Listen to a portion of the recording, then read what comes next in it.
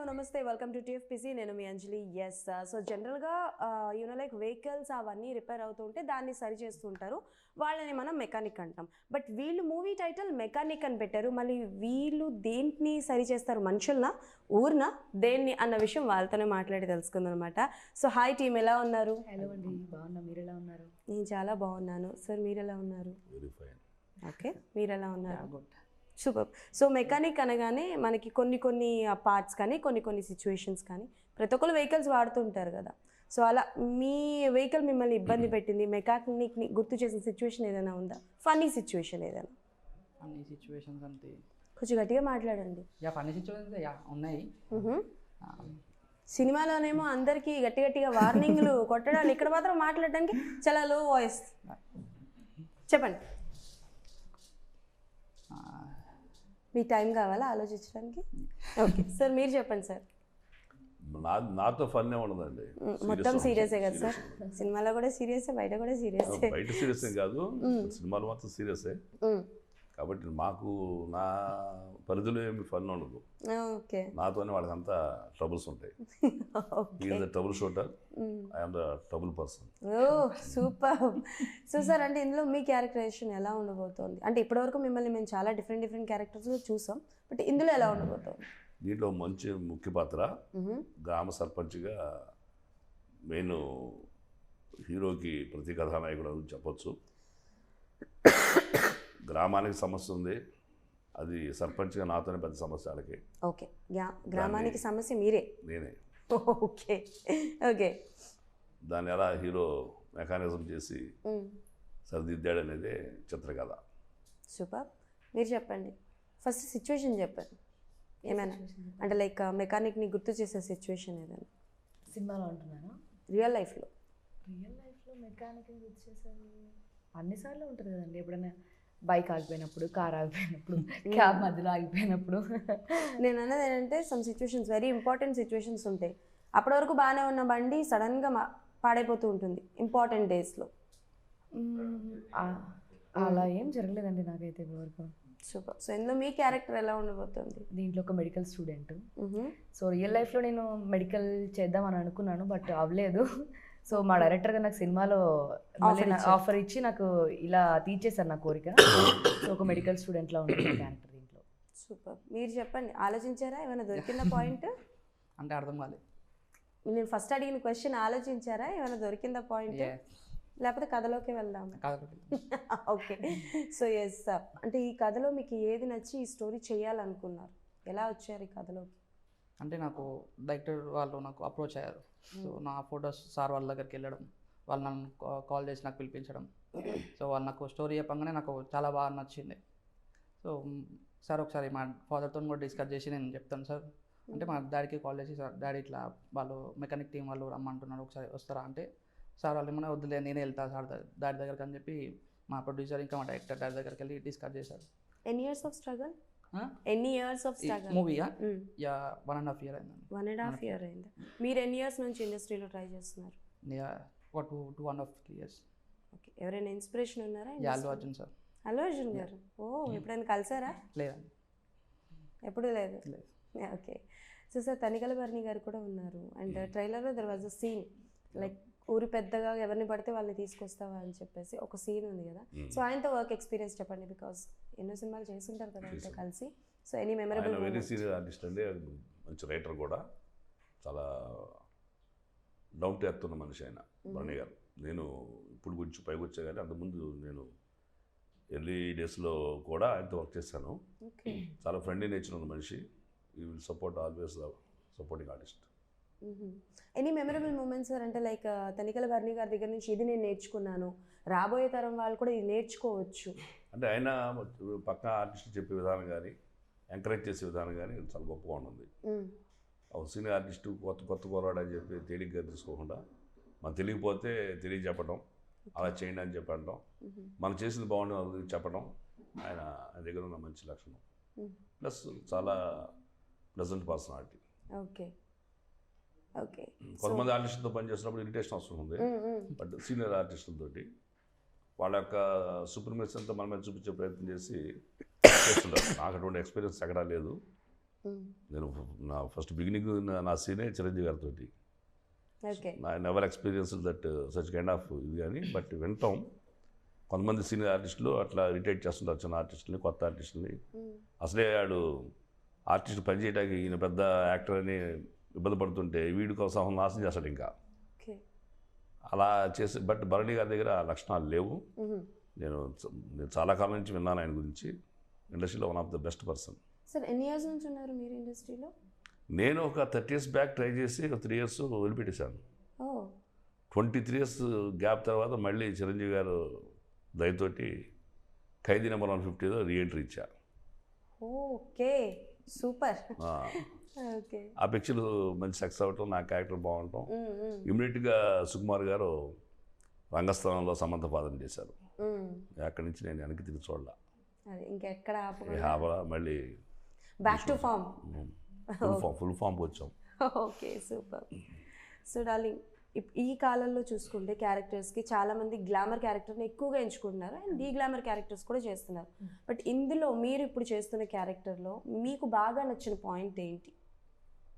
First నాకు story బాగా నచ్చిందండి. సో ఒక మెసేజ్ ఓరియంటెడ్లా ఉంటుంది ఇది. సో సార్ నాకు స్టోరీ చెప్పగానే ఫస్ట్ కనెక్ట్ అయిన స్టోరీకి నేను, అండ్ దెన్ తర్వాత సాంగ్, శ్రీరామ్ పాడిన సాంగ్ నచ్చేసావే పిల్ల నచ్చేసావే. పడతారా ఒకసారి మా కోసం? నా వాయిస్ ఎందుకంటే పర్లేదు, శ్రీరామ్ గారు పాడారు అనుకుంటాం, మాకేం పర్లేదు. నా వాయిస్ అంత బాగాలేదు, బట్ అంత బాగా పాడలేనేమో నేను. సరే మీకోసం ఒక లైన్. నా కోసమా? నా కోసం ఫర్ ద ఫస్ట్ టైం ఎవరో పాడుతున్నారు. వద్దు మీరు అంత ఒకండి, అంత గొప్పగా పాడలేదు నేను.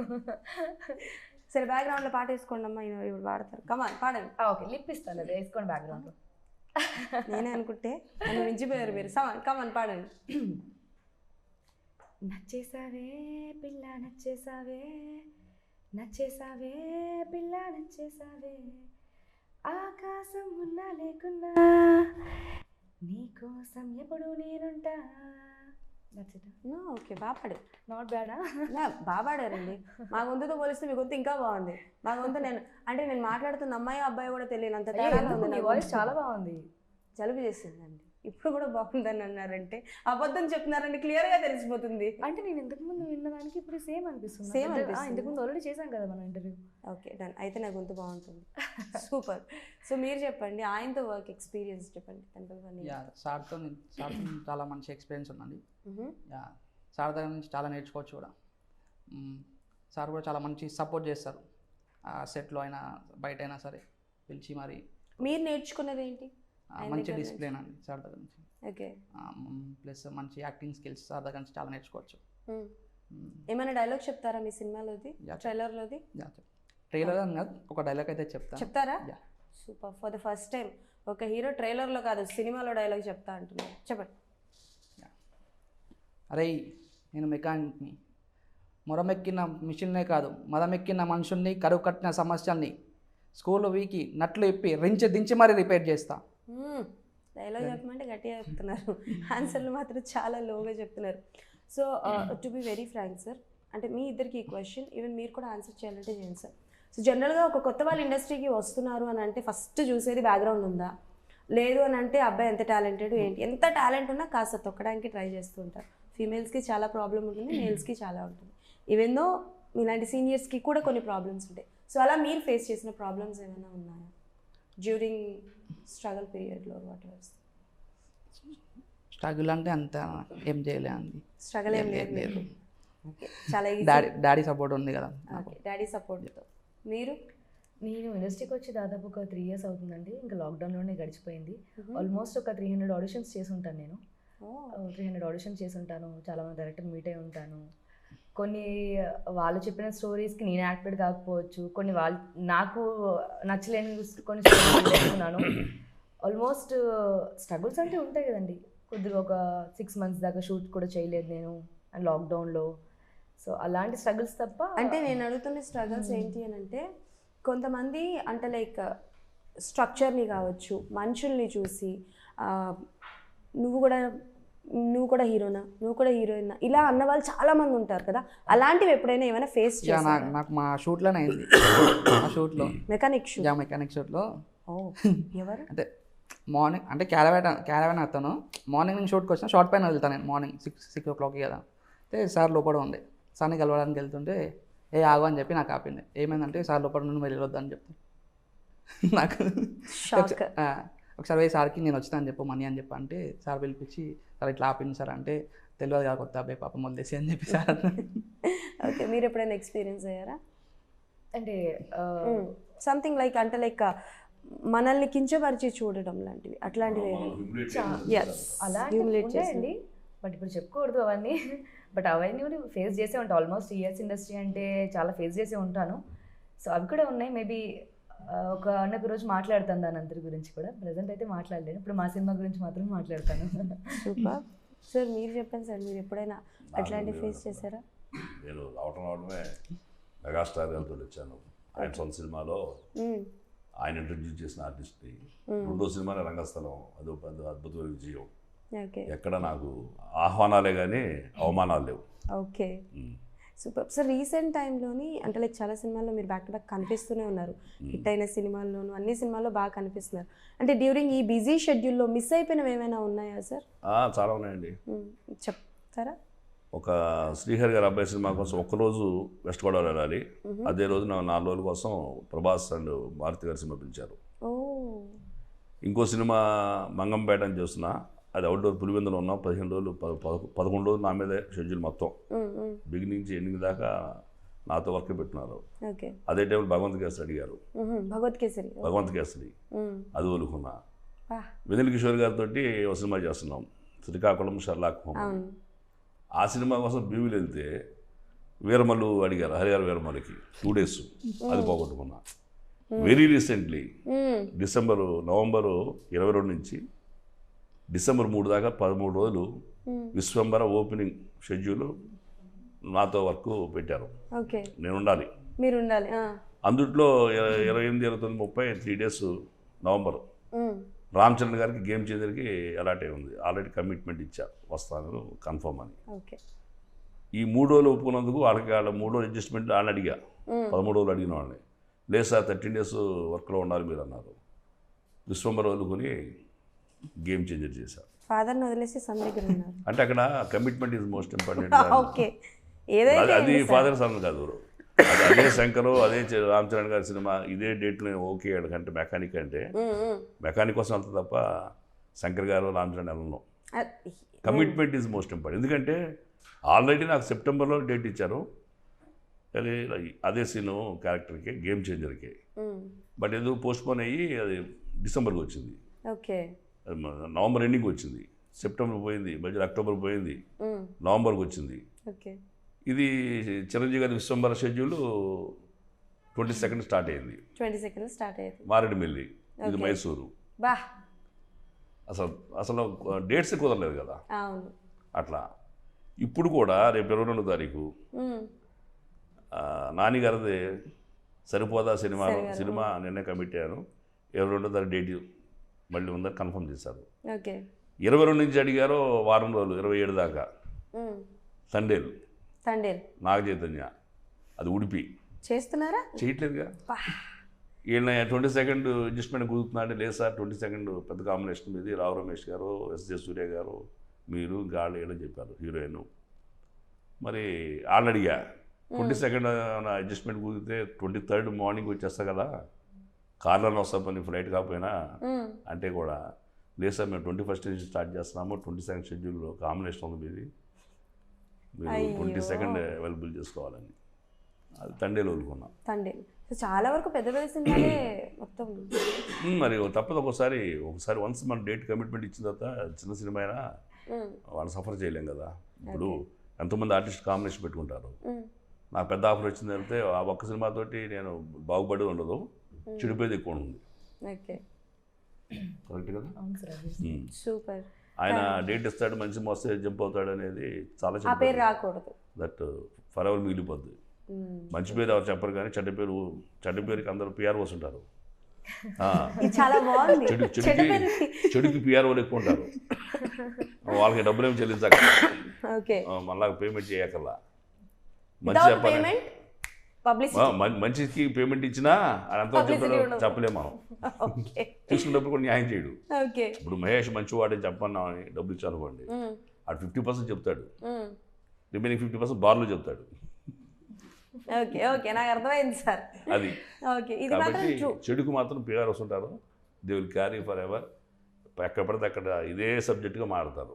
Okay super. ఇప్పటి వరకు ఈ ట్యాగ్ లైన్ ఎవరు పెట్టలేదు సార్, చెడుకి పిఆర్ అన్నది చెడు చాలా కాదు. బాగుంది. Okay so and story wise విషయానికి వస్తే ఈ మధ్యకాలంలో విలేజ్ బ్యాక్డ్రాప్ స్టోరీస్ చాలానే వస్తున్నాయి. సో అండ్ ఏమైందో చెప్పాలంటే మీరు ఒక మెసేజ్ ఓరియంటెడ్ ఉంటుంది అని అంటున్నారు కదా, రీసెంట్ టైంలో కూడా సర్కార్ నౌకరీ అని ఒక మూవీ వచ్చింది, సర్కార్ నౌకరీ. ఓకే యా అది కూడా something related to village backdrop movie, concept oriented మంచి మెసేజ్ ఉన్న మూవీ. సో అలా మీ మూవీ రిలీజ్ అయిన తర్వాత వాట్ కైండ్ ఆఫ్ అ మెసేజ్ని మీరు జనాల్లోకి ఇవ్వాలనుకుంటున్నారు? అంటే మెసేజ్ అంటే ఊళ్ళో జరిగే ప్రాబ్లం గురించి మనం చూపిస్తున్నాం అండి. చాలా ప్రాబ్లమ్స్ ఉంటాయి, లైక్ వాటర్ అని ఉంటుంది, ఆర్ ఎల్స్ కాస్టిజం అని ఉంటుంది. మీరు ఏ పాయింట్ మీద బేస్ చేసుకున్నారు? నాకు ట్రైలర్ చూసి ఏమనిపించింది అంటే సంథింగ్ రిలేటెడ్ టు కాస్టిజం అని అనిపించింది. చెప్పండి, చెప్పొచ్చు. ఒక మాటలో చెప్పండి. అవును అని అంటే నేనేం చెప్తాను? ఇస్ సంథింగ్ రిలేటెడ్ అంటే అది మూవీ సంబంధించింది కదా, చెప్పొద్దు అని చెప్పి మా డైరెక్టర్ చెప్పింది. ఓకే సో రివీల్ చేస్తే స్టోరీ ఇట్స్ తెలిసిపోతుంది. అ totally fictional story or a real story? Fictional affection. మీరు ఎంత తెలుసుకోవాలంటే 26 వెళ్ళండి మా సినిమాకి. ఈ క్వశ్చన్స్ ఉండవు. కాదు అక్క ఏం అడగద్దు, 26 సినిమాకి వెళ్ళి చూడమంటుందా? కాదు అక్క ఏం చేంజ్ చేసా డేట్, చెప్పండి. ఫస్ట్ డేట్ చూసుకో, Feb 2nd. ఓకే అది నా బ్యాక్గ్రౌండ్ ఒక మ్యూజిక్ వినిపిస్తుంది, అరే హో సడన్ గా నేను అంటే తనకు తెలియదు, నిజమే తెలియదు చేంజ్ యాక్చువల్లీ చేసి. Surprise. చేశారంట. హీరోయిన్ కి సర్ప్రైజ్ ఇచ్చిన హీరో. Okay super. నేను కవర్ చేశా కదా, మీరు సరే చెప్పండి. ఏముంది, ఫిబ్రవరి 2nd వెళ్ళి చూడండి. ట్రైలర్ లో కొంచెం తెలిసింది కదా, ఇంకా 75% సినిమాలో చూసి తెలుసుకోండి. 26 దాకా ఆగలేదని సెకండ్ పెట్టాం. అంతే సార్, కరెక్టే. 24 మామూలు షాక్లు కాదు, సెకండ్కి పెట్టాం. మామూలు షాక్లు కాదు, షాక్లు జిమిక్లు అన్ని. Okay super. మా ప్రొడ్యూసర్ గారికి ఇంటర్వ్యూస్ లో ఫన్ ఉంటుంది అన్నారు. మా మున్నా గారు ప్రొడ్యూసర్ గారికి ఇంటర్వ్యూ అంతా డ్రై కడుతుంది సార్, మీరు ఉండటం వల్ల సీరియస్ ఉందేమో అని చెప్పి నేను ముందే చెప్పాను. మీరు నేను సినిమాలో సీరియస్ కానీ బయట not comedian but hilarious. Situation కి తగ్గట్టు మాట్లాడతారు సార్, సిచ్యువేషన్ కి తగ్గట్టు ఏంటో కానీ సార్ ఎక్కడున్నా అక్కడ ఫన్ ఉంటుంది, చాలా ఫన్ ఉంటుంది. సెటిల్ అయినా సరే, ఇక బయట ఎక్కడ కలిసినా సార్ నాతో చాలా ఫన్నీ ఉంటుంది. సూపర్. సో ఫైనల్గా వన్ క్వశ్చన్, బయోపిక్స్ ఎక్కువగా నడుస్తున్నాయి ఈ మధ్యకాలంలో కాబట్టి మీ ముగ్గురికి అవకాశాలు వస్తే ఎవరి బయోపిక్ చేయాలనుకుంటారు? నేనా? సౌందర్య గారు. ఓ వై? ఎందుకంటే నాకు చిన్నప్పటి నుంచి ఆవిడంటే చాలా ఇష్టం. సో నేను ఆవిడ సినిమాలు చూసి ఆల్మోస్ట్ యాక్టింగ్ కూడా నేర్చుకున్నానని అనుకుంటాను. సో మేబీ ఐ హోప్ జరిగితే సౌందర్య గారిలో చేయాలనుకుంటాను. ఆవిడంత రీచ్ కాకపోయినా మేబీ ఎంతో కొంచెమైనా చేయగలనేమో నమ్మకం నాకుంది. సో అలా చేస్తాను. ఓ మీరు? విరాట్ కోహ్లీ అండి. విరాట్ కోహ్లీ నాకు చాలా ఇష్టం అతను. సూపర్. స్పోర్ట్స్ దగ్గరికి వెళ్ళారు సార్ మీరు? ఎందుకు ధోనిది చేయలేదా అట్లాంటి? Okay accept sir. మన క్రికెట్ గురించి పెద్ద తెలియదు, క్వశ్చన్లు అడగాలంటే మీరు చెప్పండి సార్. ఎస్వి రంగారావు. మొన్న కూడా ఎవరినో అడిగితే ఎస్వి రంగారావు గారు అని చెప్పారు. ఓకే, ఆయనది ఒక క్యారెక్టర్ ఏదైనా రీక్రియేట్ చేసే అవకాశం వస్తే మీరు చేసే సినిమాలో ఏ క్యారెక్టర్ని రీక్రియేట్ చేస్తారు సార్? పాతాళభైరవిలో ఎస్వి రంగారావు చేస్తుంది. Okay super. So thank you so much. Mechanic cinema గురించి 1 wordలో వ్యూవర్స్కి చెప్పాలంటే ఏం చెప్తారు? సో మా సినిమా ఏజ్ లిమిట్ లేకుండా ఫ్యామిలీ అందరూ వెళ్ళి ఎంజాయ్ చేసే సినిమా అండి ఇది. సో డెఫినెట్గా అతి త్వరలో వచ్చేస్తున్నాం, డేట్ కూడా మీకు మెన్షన్ చేస్తున్నాం. సో డెఫినెట్గా మా సినిమాని చూసి మీరు అందరూ ఆదరించాలని మనస్ఫూర్తిగా కోరుకుంటున్నామండి. Thank you. చెప్పండి మీరు కూడా. చెప్తానండి, ఎందుకు అట్లా బెదిరిస్తున్నారు? వార్నింగ్ ఇస్తున్నారా? బెదిరిస్తున్నానా? ఎందుకు సార్, చెప్పండి. మన మూవీ మెకానిక్ Feb 2nd రోజు వస్తుంది. మీరు అందరూ థియేటర్స్కి వెళ్ళి చూసారని, మమ్మల్ని అందరినీ ఆదరిస్తారని కోరుకుంటున్నాను. Thank you so much. తప్పక చూడండి, చూడాల్సిన చిత్రం ఇది. Thank you very much. చాలా సెటిల్డ్గా చెప్పారు. సో అది సంగతి అనమాట. Feb 2nd మెకానిక్ అంటూ. సో కొత్త వాళ్ళందరూ వచ్చేస్తున్నారు కాబట్టి డెఫినెట్లీ అందరూ వెళ్ళి చూసి ఎలా ఉంది ఏంటి అనేది కింద కమెంట్స్లో మెన్షన్ చేయండి. మళ్ళీ ఇంకో ఇంటర్వ్యూలో కలుసుకుందాం. అప్పటివరకు టాటా బాయ్, సైనింగ్ ఆఫ్.